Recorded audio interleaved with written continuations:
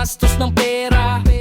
Lalo na kung bagong sweldo na. Sa bagay pera lang yan, kikitain naman yan. Basta masunod lang ang ikaliligaya.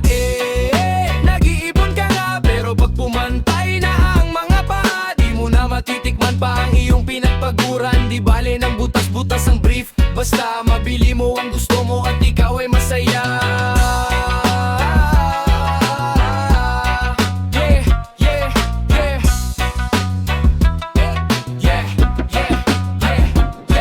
Masarap gumastos pag ang iyong ginagastos sa iyong pinagpaguran. Deserve natin yan dahil hindi nabibili ang kaligayahan. Kaya mag-enjoy kung saan tayo maligaya. Ang mahirap pag wala kang pera, paano na kaya ang buhay kung hindi sagana? Kaya tayo magsumikap para guminhawa at magtrabaho tayo ng tapat para kumita.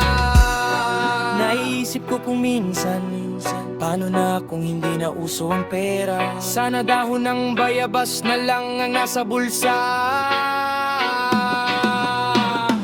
para lahat tayo sagana at wala ng problema.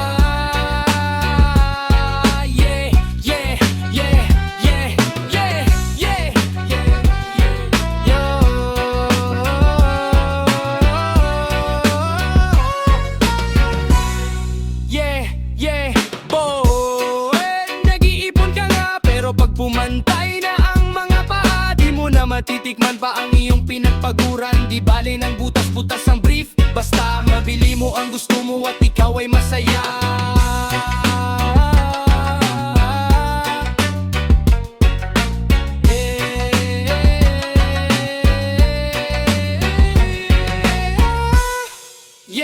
Yeah, boy.